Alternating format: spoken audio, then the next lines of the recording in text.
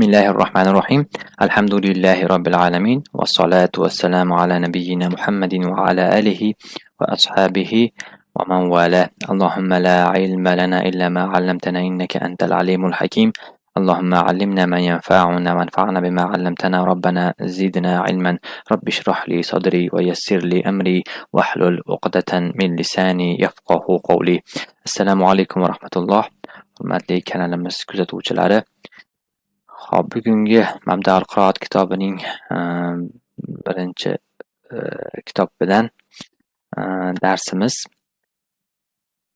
zamirlar va o'tgan zamon fe'li siyg'alari haqida bo'ladi. Kitob tartibi bo'yicha arada mana shu grammatik qoida kiritilib ketilgan. Mana shu haqida ozgina to'xtalib o'tamiz. Xo'p, mana bu yerda jadval keltirilgan. Bu jadvalda zamirlar keltirilgan. Zamir degani bizni o'zbek tilimizda kishilik olmoshlariga aytiladi. Kishilik olmoshlari bizni o'zbek tilimizda 6 dona kishilik olmoshlarini bilamiz. Ya'ni men, sen, u, biz, siz, ular. Mana shu 6 ta bizni o'zbek tilimizda kishilik olmoshi sanaladi. Arab tilida mana shu kishilik olmoshlari 14 ta. Xo'p, nima sababdan 14 ta bo'lib ketgan? Bizdagi 6 ta narsa nimaga arab tilida 14 ta keltirilgan deyilsa, sababi arab tilida bizni o'zbek tilimizda yo'q bo'lgan qoidalardan bittasi, ya'ni jins kategoriyasi bor. Ya'ni buni o'tgan darslarimizda ham zikr qilib o'tdik. Ya'ni nima? Muzakkar va muannasga bo'linadi. Ya'ni ayol jinsi va erkak jinsi, ya'ni muzakkar erkak jinsi, muannas ayol jinsi. Xo'p, zamirlar o'zi ikki qismga bo'linadi. Munfasil va muttasil. Mana bu yerda yozilgan, mana al-munfasilatun degani, ya'ni ajratib yoziluvchi zamirlar, ya'ni olmoshlar. Mana bu yerdagi, bu tarafda kelyapti. Mana al-muttasil degani, ya'ni qo'shilib yoziluvchi zamirlar, ya'ni olmoshlar. Xo'p, bu muttasil, ya'ni qo'shilib yoziluvchi olmoshlar haqida keyinchalik to'xtalamiz. Buguncha faqat ajratib yoziluvchi olmoshlar va mozi fe'li siyg'alari haqida qisqacha to'xtalib o'tamiz.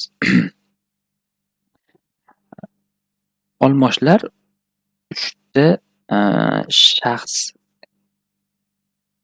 bo'linib ishlatilinadi. Ya'ni birinchi shaxs, ikkinchi shaxs va uchinchi shaxs. Birinchi shaxs, ya'ni arab tilida mutakallim deyiladi, ya'ni so'zlovchi.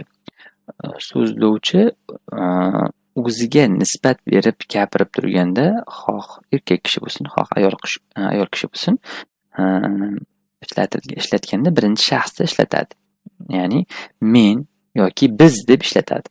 Mana shu men yozdim, men ketdim, men chiqdim, men kirdim yoki ko'pligida ishlatsa biz yozdik, biz ketdik, biz keldik, shunga o'xshagan shaklda ishlatilsa, bu birinchi shaxsga nisbat berib ishlatib turilganligini bilamiz.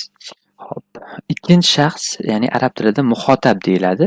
Muxotab, ya'ni xitob qilinuvchi. Gapirgan odam suhbatdoshiga xitob qilib, ya'ni sen mana shu ishni qilasan yoki sizlar mana bunday qilinglar deb qarshi tarafdagi tinglovchiga, xitob qilinuvchiga nisbatan gapirsa, ikkinchi shaxsga nisbat berib gapirib turilganligiga guvoh bo'lamiz. Uchinchi shaxs, ya'ni ikki kishini suhbatidan tashqarida bo'lgan odamga nisbatan aytiladi. Ya'ni u yoki ular, ko'pligida bo'lsa ular, bir kishi bo'lsa u deb aytiladi. U yozdi, u keldi, u ketdi yoki ular ketdilar, ular yozdilar va hokazo. Ya'ni u yoki ular deb ishlatilinsa, bu uchinchi shaxs deb aytiladi. Va bu arab tilida g'oib deyiladi. G'oib degani ya'ni suhbatda bo'lmagan taraf degani. Biz mana bu jadvalda 3-shaxsdan boshlab keltirilgan mana bu munfasilatunni tagidagi kalimalarga e'tibor beradigan bo'lsak, ular hammasi shu zamir, ya'ni olmoshlar. Huva degani u erkak kishiga nisbatan aytilinadi. Huma desa arab tilida yana boshqa tillarda bo'lmagan son kategoriyasi bor, ya'ni ikkilik. O'zbek tili va boshqa tillarda son kategoriyasi ikkiga bo'linadi. Birlik va ko'plikka. Bir kishi haqida gapirib turilganda faqat birlik siyg'ada ishlatilinadi. Ikki kishi va undan ko'p bo'ladigan bo'lsa, ko'plik siyg'asida ishlatilinadi. Masalan, bitta qalamga biz qolamun bitta qalamga biz o'zbek tilida qalam desak, ikkita qalamga qalamlar deb ishlatamiz. 3 ta qalam bo'lsa, 3 taga ham qalamlar. 4 ta, 5 ta, 10 ta va hokazo nechta bo'lsa ham bittadan ko'p bo'lsa bo'ldi, biz lar qo'shimchasini qo'shib qalamlar deb ishlataveramiz. Lekin arab tilida bitta dona narsaga alohida, ya'ni qolamun deb ishlatilinadi. Misol uchun qalamni oladigan bo'lsak, agar shu qalam ikkita bo'lsa, qolamani deb ishlatilinadi. Agar u 3 ta va undan ko'p bo'ladigan bo'lsa, umuman boshqa siyg'ada ishlatilinadi. Ya'ni aqlamun. Kitoblarda ham xuddi shunaqa. Bitta kitob bo'ladigan bo'lsa, kitabun, ikkita kitob bo'lsa, kitabani, 3 ta va undan ko'p bo'ladigan bo'lsa, kutubun. Demak, arab tilida boshqa tillarda bo'lmagan ikkilik son kategoriyasi bor va mana bu zamirlarda ham mana shu ikkilik son kategoriyasiga duch kelamiz. Mana shu yerda mana huma deb ishlatilishligi, ya'ni u ikkisiga nisbatan ishlatilinadi. Hum, ya'ni ko'pchilik bo'lsa, ular deb ishlatilinadi, ya'ni hum. Demak, boshidan bir qator takrorlab olamiz. Huwa, u erkak kishi, huma, u ikki erkak, hum, ular, ya'ni erkaklar. Endi muannas jinsida, ya'ni ayol jinsiga nisbat berilganda, u deb ayol kishiga nisbatan ishlatsak, hiya. Va u ikki ayol demoqchi bo'lsak, huma deb ishlatamiz va u ayollar 3 va undan ko'p bo'ladigan bo'lsa, hunna deb ishlatamiz.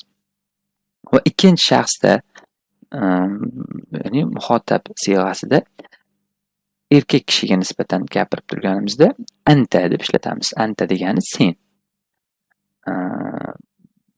Agar u, ya'ni erkak kishiga bu anta, bitta erkak kishiga nisbatan sen desak, antani ishlatamiz arab tilida. Agar ikkita erkakka nisbatan ishlatsak, antuma deb ishlatamiz.